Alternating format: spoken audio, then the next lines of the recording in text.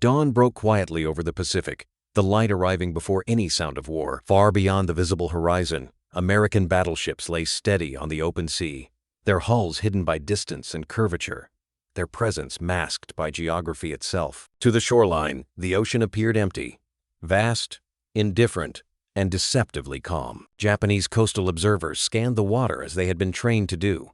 No aircraft disturbed the sky. No ship silhouettes cut the horizon. No smoke, no wakes, no warning signs of an approaching fleet. Reports moved up the chain with reassuring regularity. Conditions normal, no enemy activity detected. According to every pre-war assumption, danger had to be seen before it could strike. It did not arrive that way. Without warning, the shoreline convulsed. The sea erupted into towering columns of water and debris as massive shells slammed into the coast. The sound followed the impact, not the other way around, a deep, rolling concussion that shook bunkers, shattered windows, and rattled bone. Men were thrown to the ground by a force they never heard coming. Each shell struck with the weight and velocity of something closer to geology than artillery. Reinforced concrete cracked open. Emplacements folded inward. Earth and steel were torn apart by impacts that carried the energy of a small earthquake. This was not harassment fire. It was deliberate, measured destruction. Those who survived struggled to make sense of what had happened. Naval guns, they believed, were constrained by sight and distance. Accuracy required visibility. Range had limits. Yet these shells had arrived from nowhere, landing with precision that suggested calculation rather than chance. There were no spotting planes overhead, no ships in view, only devastation. Inside command posts, officers worked feverishly over charts and range tables. Calculations were run again and again, each time pointing to firing positions that seemed impossible far beyond the horizon, beyond accepted doctrine, beyond what naval warfare was supposed to allow. The numbers refused to align with belief. Slowly, an unsettling realization began to spread. This was not simply heavier firepower or better gunnery. It was something else entirely, a method of war that ignored visibility, dismissed distance, and punished certainty. And as the dust settled along the shattered coastline, one truth became unavoidable. Naval warfare had crossed a line, and nothing on shore could see what was coming next. On the American battleships, the work of killing was done without spectacle. Deep inside armored plotting rooms, fire control teams spoke in measured voices and moved with practiced restraint. They did not search the horizon for shapes. They watched dials, scopes, and radar returns, targets reduced to numbers, range, bearing, and rate. In this new arithmetic of war, eyesight was a liability. Instruments were the truth. When the order came, the guns obeyed with a violence felt more than heard through steel decks. The shells, each weighing 2,700 pounds, rose into the sky on trajectories that seemed almost wasteful in their height. They climbed through thinning air, arcing so far and so high that, at the peak of flight, they passed into the edge of the stratosphere, where the world below became curvature and haze. It was artillery, behaving like a primitive spacecraft, launched by chemistry, guided by mathematics, returning with certainty. On the Japanese shoreline, no one heard the guns that fired them.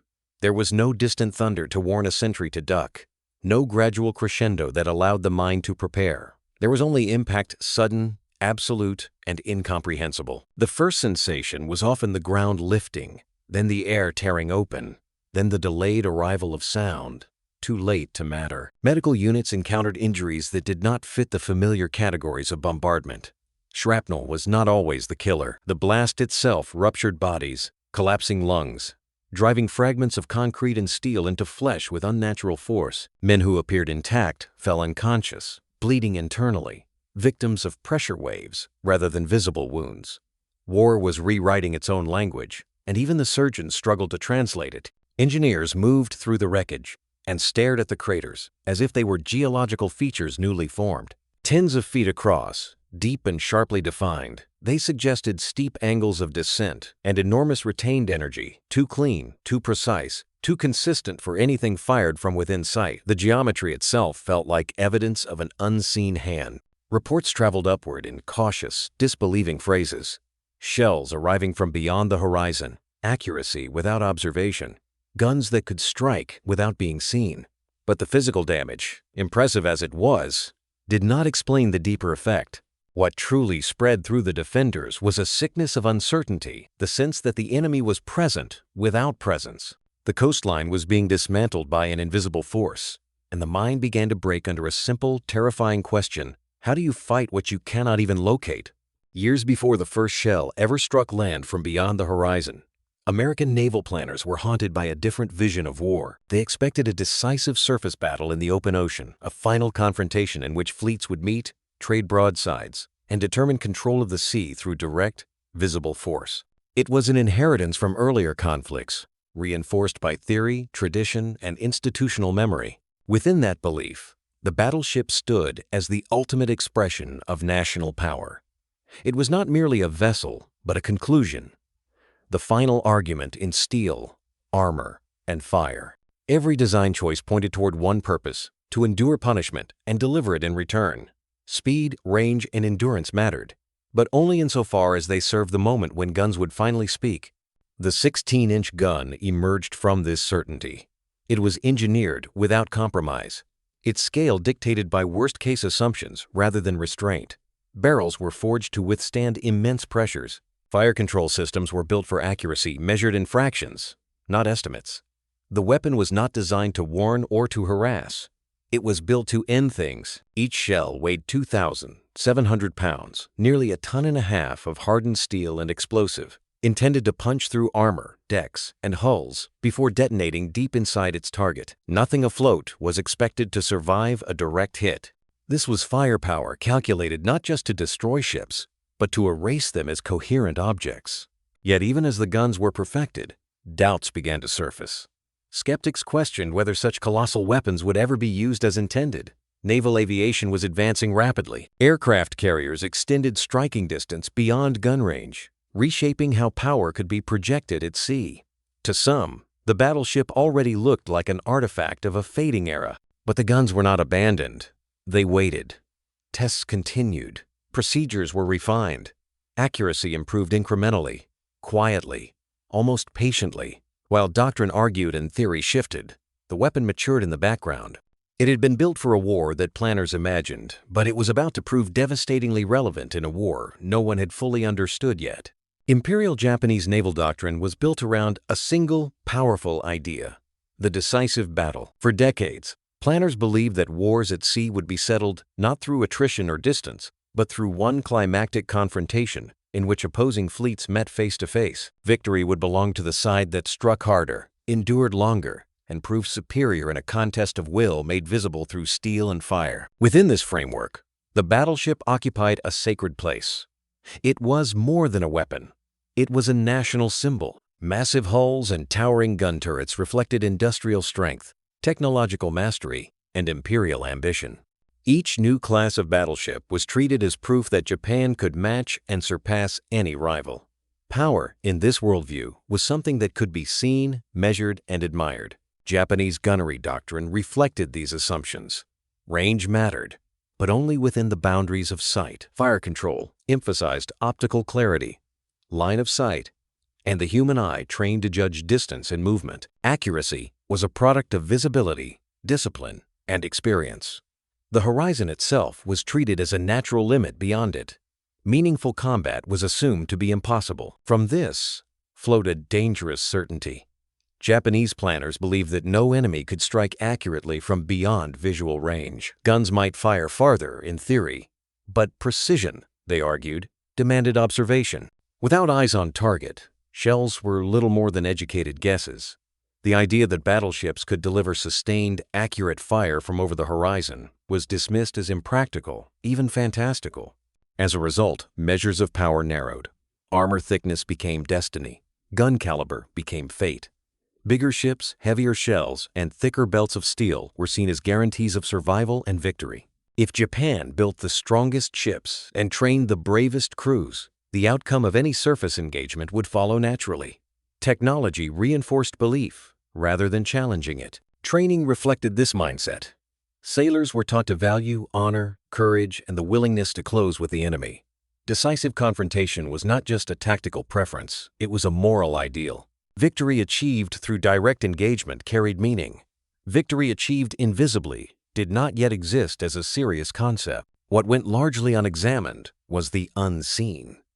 Instruments that replaced eyesight, calculations that outpaced intuition, and weapons that operated beyond human senses were treated as secondary concerns. The battlefield was assumed to remain comprehensible to the people fighting on it. And so, as doctrine hardened into certainty, an entire dimension of warfare was quietly ignored, one that did not announce itself, did not reveal its position, and did not require permission to strike. The construction of the largest battleships in history did more than expand Japan's fleet. It reinforced a belief system.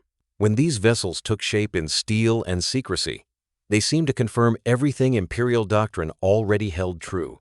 Size became reassurance. Weight became confidence. The very act of building something unprecedented was taken as proof that it could not be challenged. Bigger guns, in this mindset, promised inevitable dominance. Range, caliber, and shell weight were not merely technical specifications. They were symbols of destiny. If no adversary could match this scale, then no adversary could prevail. Power was assumed to be linear, more steel, more fire, more certainty. The possibility that effectiveness might depend on something less visible was rarely entertained. Firepower soon came to mean invincibility. Armor, thickness, and gun size were treated as solutions rather than variables. The battleship was imagined as a self-contained answer to every problem at sea, capable of absorbing punishment while delivering annihilation in return. Confidence grew, not from testing assumptions, but from repeating them. As this belief hardened, strategic flexibility began to narrow. Alternative doctrines, those that emphasized distance, coordination, or indirect engagement, were tolerated but not trusted. Plans were built around a future that looked remarkably like the past, only larger. The decisive battle was no longer a hypothesis to be examined. It was an outcome, assumed. Within this framework, the idea of defeat at range was dismissed almost entirely. Long-range fire was acknowledged in theory, but its decisive potential was discounted. Accuracy, it was believed, would always favor those who could see and be seen. Anything else felt abstract, unreliable, unworthy of serious concern. Distance was not feared, it was underestimated. This certainty carried a cost. Technological humility began to fade. New instruments and methods that challenged established beliefs were viewed with suspicion, not curiosity. Innovation was expected to reinforce doctrine, not question it. When technology failed to align with expectation, it was often the technology that was doubted. Over time, assumptions quietly replaced evidence. Confidence no longer required proof because it had become self-sustaining. Success was anticipated not because scenarios had been tested, but because outcomes had been declared in advance. The fleet was powerful, therefore it would win. What remained unseen was the danger of believing too completely in one's own conclusions. In the space between assumption and reality, a new kind of warfare was taking shape, one that did not care how large a ship was, only how well it could be found. American naval engineering in the interwar years was guided by a quieter, less romantic assumption. No weapon was ever invulnerable. Designers and planners did not expect a single ship or system to decide a war on its own. They assumed failure was possible, even likely, and treated that assumption not as weakness, but as a design requirement. From the beginning, survivability depended on adaptation rather than belief. This outlook shifted emphasis away from spectacle and toward function. Accuracy mattered more than sheer size. Integration mattered more than isolated excellence. A gun was only as effective as the system that aimed it, supplied it, and corrected it after the first shot. Reliability, not intimidation, became the standard by which success was measured. Fire control slowly rose to the same level of importance as gun caliber. The ability to calculate a firing solution taking into account range, speed, wind, and time of flight was no longer a supporting detail. It was the core of effectiveness. The battleship began to be understood less as a platform for guns and more as a floating calculation engine. Radar accelerated this transformation. With its arrival, targets no longer needed to be seen to exist. Returns on a scope provided distance and bearing without revealing shape or identity. Targeting philosophy shifted from observation to interpretation. The horizon ceased to be a boundary and became merely a reference point. What mattered was not what the eye could confirm, but what the instruments could track. As this change took hold, mathematical precision replaced heroic intuition. Where earlier doctrines celebrated the skilled eye and the seasoned instinct of the officer on deck, the new system trusted equations, repeatability, and verification. Calculations could be tested, corrected, and improved. Intuition could not. War, increasingly, favored what could be measured. Crucially, American designers acknowledged human limitation rather than denying it. Fatigue, stress, and error were treated as constants. Systems were built to compensate. Redundancy in controls, standardized procedures, and training that emphasized process over improvisation. The goal was not brilliance under pressure, but consistency under strain. The result was an evolution that drew little attention at the time. There were no grand declarations, no symbolic gestures. The battleship changed quietly, piece by piece, becoming something less visible but more dangerous, a weapon designed not to impress, but to function under conditions others refused to imagine. And as these systems matured, they prepared the fleet for a kind of fight that would not reward confidence, only comprehension. The 16-inch gun was not simply scaled up from earlier weapons. It demanded an entirely new level of metallurgical discipline. The pressures involved were immense, and failure was not theoretical, it was catastrophic. Steel had to be forged with tolerances measured in thousandths, heat treated to withstand repeated shock, and inspected relentlessly. A flaw invisible to the eye could shorten barrel life or shatter it outright. Precision was not an aspiration. It was a condition of survival. Barrel life, shell design, and propellant chemistry became subjects of constant refinement. Each firing eroded the rifling, subtly changing performance. Engineers tracked wear shot by shot, adjusting charges and maintenance schedules to preserve accuracy. Shells were redesigned repeatedly, balancing penetration, stability, and explosive effect. Propellant grains were shaped and blended to burn predictably, delivering consistent pressure rather than violent spikes. Nothing was left to chance, because nothing could be. Every firing solution became an exercise in applied mathematics. Wind speed varied with altitude, bending trajectories in ways that could not be guessed. Air density shifted with temperature and humidity, altering drag. Even the rotation of the Earth introduced measurable deflection over long ranges, requiring correction for forces that had nothing to do with the enemy. To fire accurately was to acknowledge that the battlefield extended into physics itself. These calculations were not abstract. They were translated into procedures that crews rehearsed until thought gave way to motion. Inside turrets and plotting rooms, men memorized sequences that left no room for improvisation. Shells were hoisted, charges aligned, breaches sealed, all in exact order. Training emphasized repetition under stress, because hesitation at this scale carried consequences measured in tons. Supporting this system was a logistical effort, as demanding as the gun itself. Each shell weighed more than many automobiles, requiring specialized cranes, reinforced decks, and carefully planned storage. Ammunition handling became an engineering problem in its own right. A single mistake could cripple a ship or kill an entire crew. Discipline extended far beyond the moment of firing. With every test, accuracy improved. Data accumulated. Errors were identified, corrected, and eliminated. What began as theoretical capability hardened into dependable performance. Range increased, dispersion tightened, and confidence shifted from belief to proof. The gun became predictable in the most destructive sense of the word. What emerged from this process was not brute force unleashed, but force constrained and directed. Violence reduced to calculation. Destruction delivered not by rage or impulse, but by numbers that left little room for uncertainty.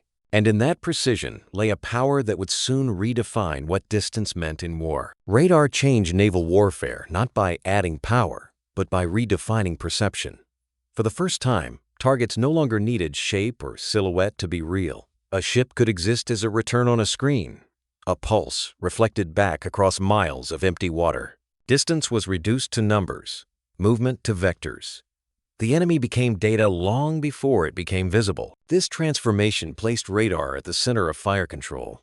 Information gathered from antennas was fed directly into mechanical computers that converted raw measurements into firing solutions. Range, bearing, and speed were processed continuously, updated faster than any human could manage.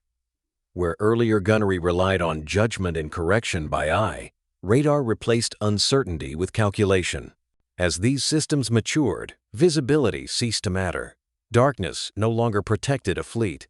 Fog became irrelevant. Rain, smoke, and haze lost their tactical value. The ocean at night once, a realm of concealment and surprise, became transparent to those who could interpret its signals. Distance, too, lost its meaning, reduced from a shield into a variable. Japanese defenses had no effective answer to this shift. Their doctrine, built around optical sighting and visual confirmation, offered no parallel system that could contest radar's reach. Without comparable sensors, they were forced to fight on terms they could not perceive. Counterfire became guesswork. Evasion became instinct rather than calculation. The battlefield itself expanded beyond human senses. Engagements were decided in plotting rooms rather than on open decks. Men stared at glowing screens and listened to voices over headsets, reacting to symbols rather than sights. War moved indoors, into spaces defined by cables, gears, and oscillating signals. The physical world was still being destroyed, but its representation had become abstract. This abstraction carried consequences. Decisions could be made faster, with greater confidence and less emotional interference. But it also widened the distance between cause and effect. Destruction occurred far beyond the range of human sight, delivered by systems that translated intention into impact, without requiring the operator to witness the result. In this environment, warfare became increasingly lethal, not because weapons were stronger, but because they were informed. Information itself became a weapon, one that could not be armored against in steel. Those who possessed it controlled the terms of engagement. Those who did not were reduced to reacting to forces they could not see. As radar-guided fire became routine, the horizon lost its final authority. The ocean no longer concealed. It revealed selectively, mathematically, and without mercy. And in that revelation, the balance of naval power shifted irreversibly toward those who could see beyond what the eye allowed. Inside the steel confines of the battleship, gun crews worked in spaces far removed from the sea and the sky. Deep within the hull, they loaded shells without ever seeing the enemy they were sent to destroy. There were no glimpses of distant ships, no flashes on the horizon to confirm success.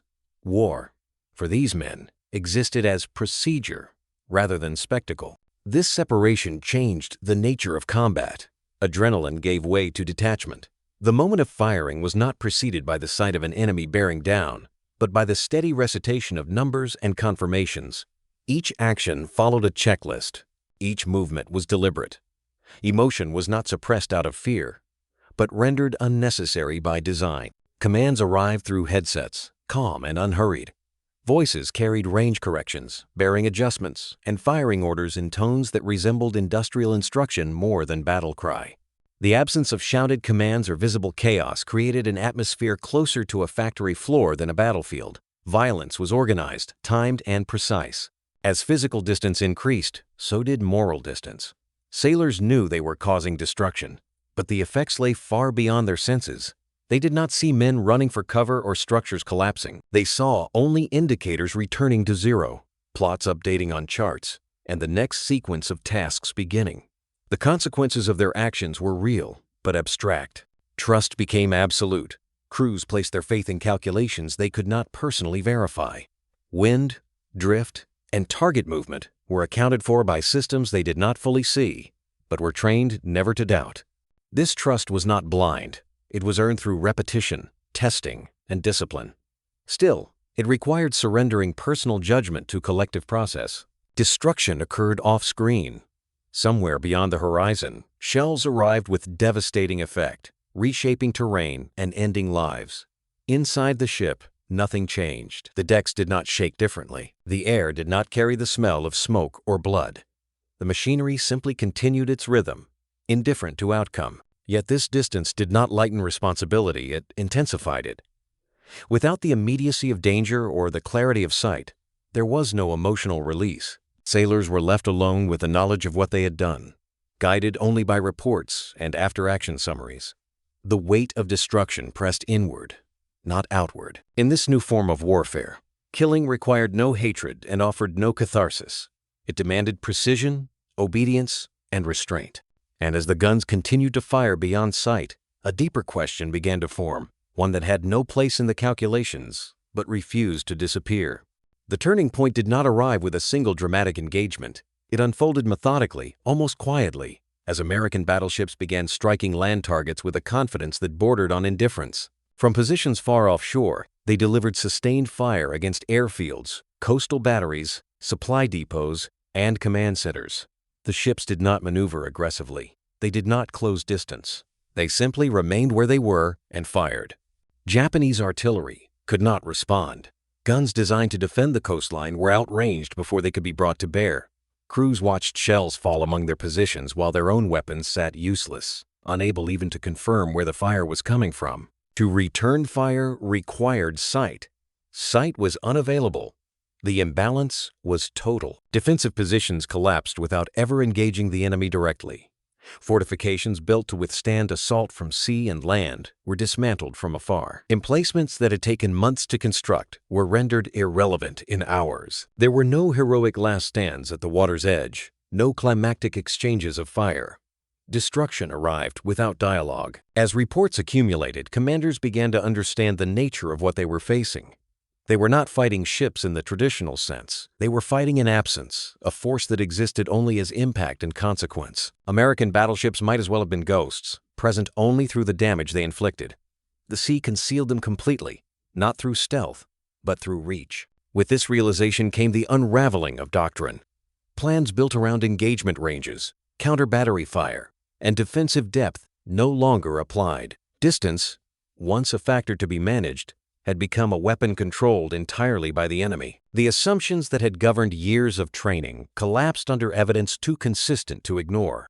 Retreat offered no solution. Pulling back inland did not guarantee safety, as targets deep beyond the shoreline were struck with equal precision. Movement became visible to instruments long before it became tactically meaningful. To relocate was simply to be found again. Space no longer provided escape. It merely delayed impact. This shift reshaped the psychology of command. Decisions were made under the knowledge that action and inaction carried the same risk. There was no maneuver that could force a confrontation on favorable terms. There was no way to compel the enemy to come closer. Control of distance had already decided the outcome. For American commanders, this meant restraint rather than aggression. There was no need to gamble or rush. The battleships could wait, adjust fire, and proceed systematically. Time favored the side that could strike without being struck. Patience became a strategic advantage. For those on the receiving end, the experience was disorienting.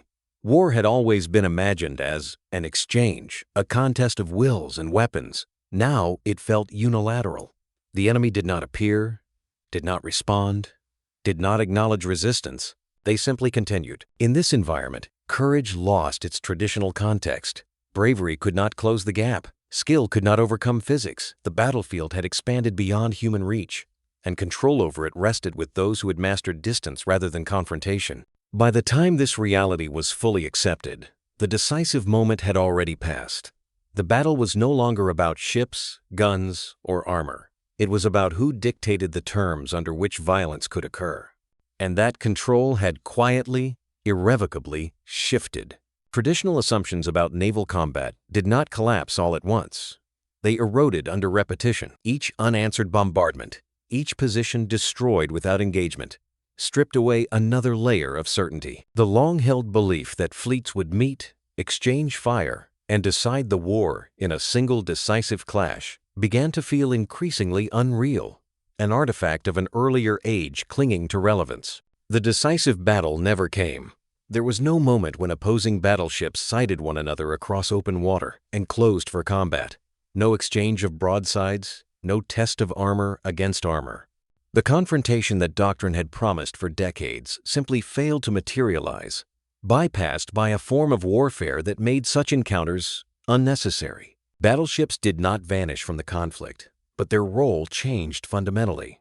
They became instruments of suppression rather than dueling adversaries. Their guns were no longer aimed primarily at enemy ships, but at infrastructure, defenses, and the systems that allowed resistance to function at all. Firepower was applied not to defeat an opponent in battle, but to remove the conditions that made battle possible. For Japanese fleets, this shift was devastating. Ships designed for decisive engagement found themselves without a decisive role. They could not force the enemy to fight on equal terms. They could not close distance without exposing themselves to overwhelming detection and fire. Strategically, they became irrelevant not because they lacked courage or capability, but because the environment no longer rewarded those qualities in the same way. Power shifted without spectacle. There were no great visual markers of transition, no single engagement to symbolize the change. Control passed quietly, almost bureaucratically, from those who relied on confrontation to those who relied on denial. The ocean did not bear witness to a dramatic turning point. It simply reflected the absence of one. Silence replaced confrontation.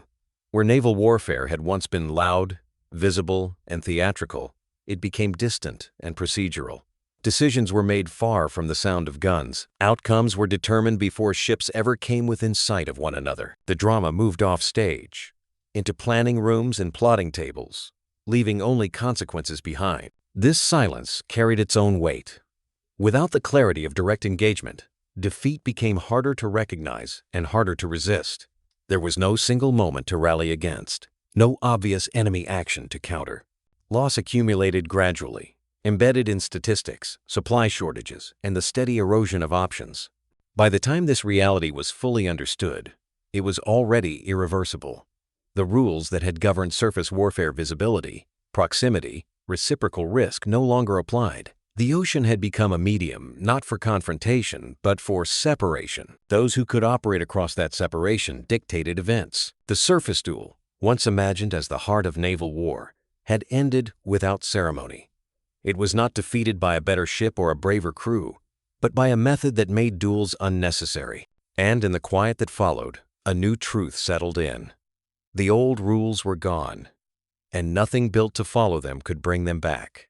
The guns fired without opposition. From positions safely beyond retaliation, American battleships continued their work with a consistency that felt almost detached from the chaos they produced. There were no counter barrages, no ranging shots probing for their location. The sea remained empty and silent, while destruction arrived on schedule. Targets were eliminated methodically. Airfields were cratered until runways could no longer be repaired. Coastal batteries were reduced one by one, their silhouettes erased from maps and memory. Supply depots burned or vanished beneath precisely calculated impacts. Each mission followed a sequence: detection, calculation, execution, assessment. War was broken down into steps. As the imbalance grew, resistance changed character. Defenders continued to fight, but their actions became symbolic rather than effective. Guns fired blindly. Crews remained at their posts, despite knowing the outcome. Courage persisted, but it no longer influenced results. Valor became an act of endurance, not a path to reversal. This reality reshaped operational planning on both sides. For American commanders, the absence of contest simplified decisions. There was no need to risk ships unnecessarily or to seek decisive engagement. Control of space allowed patience. Operations were designed around certainty rather than contingency. Progress measured in objectives removed rather than battles won. For Japanese leadership, the calculus narrowed painfully. Resources were committed to positions that could not be defended. Movement became hazardous. Concentration dangerous. Dispersion ineffective. Every plan assumed loss. Strategy shifted from seeking advantage to managing decline, from ambition to delay. Morale collapsed, not through panic, but through inevitability. The steady rhythm of bombardment left little room for hope or surprise. Each day resembled the last, marked by damage reports and diminishing capacity. The absence of dramatic defeat made the situation harder to confront. There was no single disaster to explain failure, only accumulation. As war became procedural, its human texture thinned. Decisions were executed by systems. Destruction followed patterns. The violence lacked improvisation, emotion, or narrative. It did not rage. It proceeded. The enemy was not fought so much as processed. Victory, under these conditions, felt mechanical. Success was measured in tonnage, delivered, and targets neutralized. There was no exhilaration, no sense of triumph at the moment of impact. The outcome was known in advance. The work was simply bringing reality into alignment with calculation. In this environment, power revealed its final form, not as dominance contested, but as inevitability imposed. And as the guns continued to fire unchallenged, the consequences of that imbalance began to extend beyond the battlefield, shaping not just how the war was fought, but how it would end.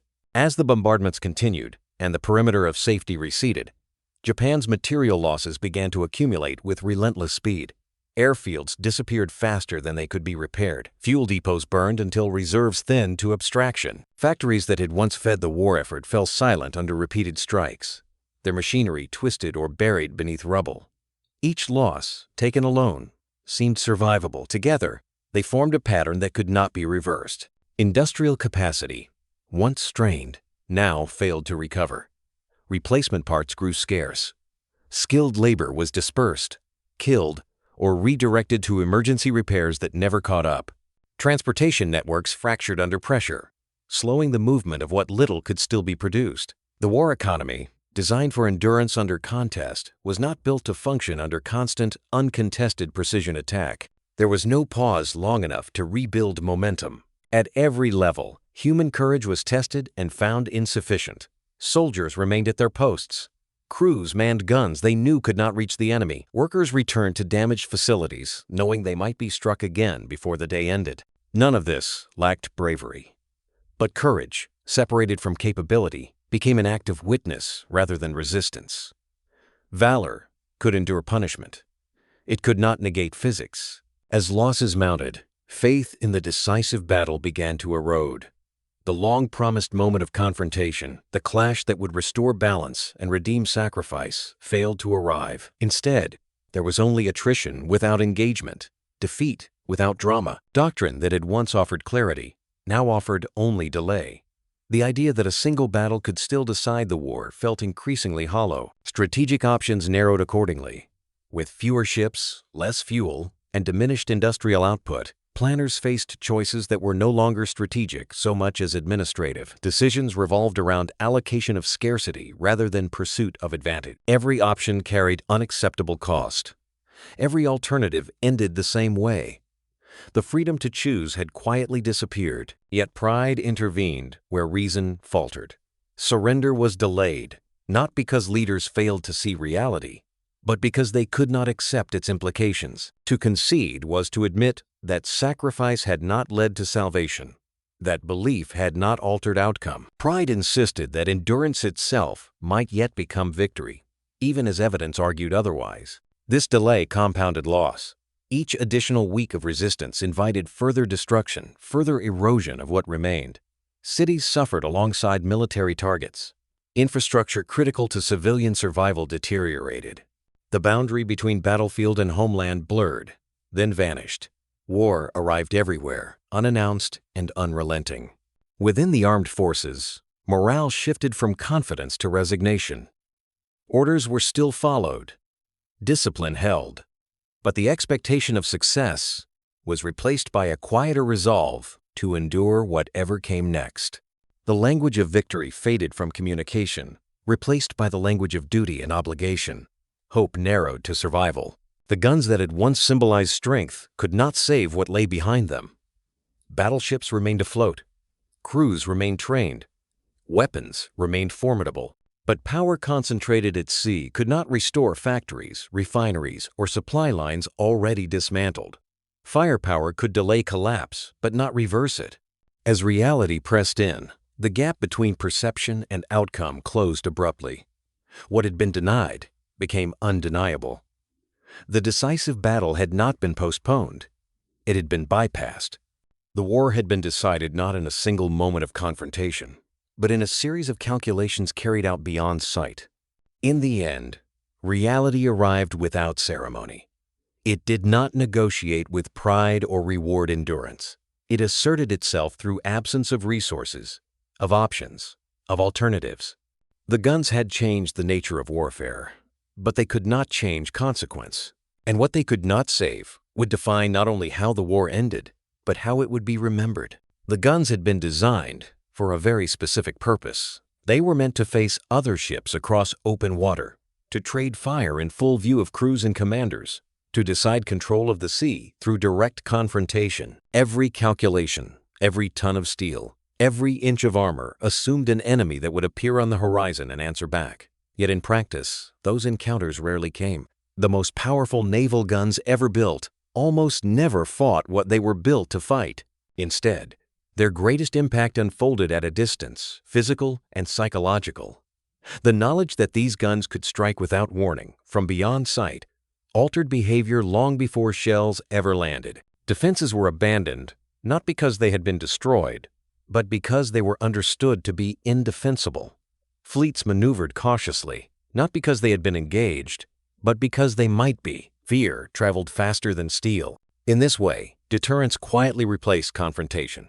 The presence of overwhelming range and accuracy made direct challenges irrational. The enemy did not need to be defeated in battle. It needed only to be convinced that battle could not be won. Firepower achieved its purpose by shaping decisions rather than settling disputes. The absence of engagement became evidence of success. Power, under these conditions, became increasingly invisible. There were no warning signs, no displays meant to intimidate. Battleships remained beyond the horizon, indistinguishable from empty sea. Their influence was felt not through spectacle, but through constraint. What could not be seen controlled what could be done. The battlefield was governed by possibility rather than presence. This invisibility marked a profound shift in how warfare operated. Traditional measures of strength, numbers of ships, thickness of armor, caliber of guns, lost explanatory power. What mattered was not what existed, but what could be applied with certainty. Power migrated from the visible to the calculable, from display to denial. The irony deepened as the battleship reached the height of its effectiveness, just as its era was ending. Never before had it been so capable, so precise, so dominant within its niche. And yet, the conditions that made it devastating also revealed its limitations. It excelled at imposing control, but not at adapting to a battlefield that was rapidly expanding beyond the sea itself. Technology continued to advance, faster than Doctrine could absorb. Aircraft extended reach even further. Submarines challenged assumptions about surface dominance. Missiles would soon render range almost abstract. Each innovation borrowed something from the logic that the battleship's guns had proven that distance, information, and precision mattered more than confrontation, but carried it into new domains. Doctrine struggled to keep pace. Institutions built around visible power were slow to adapt to invisible influence. Assumptions persisted long after evidence had undermined them. History did not correct these errors through dramatic reversals, but through quiet irrelevance. Systems that could not adapt simply found themselves bypassed. This is how history pivoted, not with a final duel, but with a gradual redirection of emphasis. The decisive moment was not a battle, but a realization that the future of warfare would belong to those who could act without being seen, strike without being challenged, and decide outcomes without offering spectacle. The ultimate firepower of the battleship revealed a paradox. It demonstrated the value of overwhelming force, but also exposed the limits of platforms built to deliver it. The gun proved its worth even as it signaled the end of the world that had required it. What remained was not a legacy of destruction alone, but a lesson in transition. Technology does not announce when it has overtaken belief. It simply moves on, leaving Doctrine to catch up or fall away. And in that quiet movement, history changed direction, almost unnoticed, guided less by the sound of guns than by the silence they enforced. In the years that followed, survivors did not speak about the sound of the guns. They spoke about the impacts. Memory fixed itself not on flashes at sea or thunder on the horizon, but on the moment the ground rose beneath their feet, on walls collapsing without warning, on the strange delay between destruction and understanding. What endured was not the image of an enemy firing, but the sensation of being struck by something that had never been seen. This absence shaped recollection. Traditional war stories rely on confrontation, on seeing the threat, hearing it approach, recognizing the moment when fate turns. Here, that sequence was broken. There was no warning roar, no visible adversary to curse or confront. The violence arrived already complete. For those on the receiving end, war felt less like a struggle and more like an event, sudden, impersonal, and final. Distance had redefined warfare. It was no longer merely a factor to be managed, but the defining condition under which conflict occurred. Space separated cause from effect so completely that the two could no longer be intuitively linked. Decisions were made far from consequences. Destruction unfolded without dialogue. The battlefield stretched beyond human perception, governed by instruments, calculations, and timing, rather than sight or sound. This lesson did not remain confined to the Pacific. It echoed forward into every conflict shaped by technology that privileged reach over presence. As weapons grew faster, farther ranging, and more precise, the pattern repeated. Power withdrew from visibility. The closer one came to the source of decision, the quieter war became. Noise belonged to the aftermath. What changed most profoundly was the way power announced itself. Once, dominance required display fleets assembled, flags raised, guns revealed.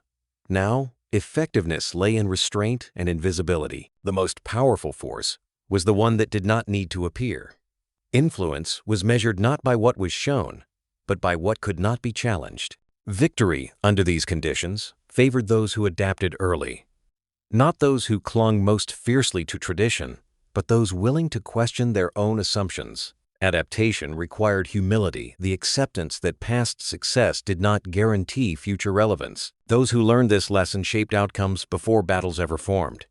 Those who resisted it discovered, too late, that courage could not compensate for mismatch. Assumptions became liabilities. Ideas that had once provided clarity hardened into blind spots. Belief replaced verification. Confidence displaced curiosity. The decisive battle, once treated as inevitable, became a promise that delayed reckoning rather than prevented it. By the time evidence forced reconsideration, the space for meaningful choice had already closed. This was the quiet cruelty of the transformation. There was no single moment to surrender belief, no obvious failure that demanded revision.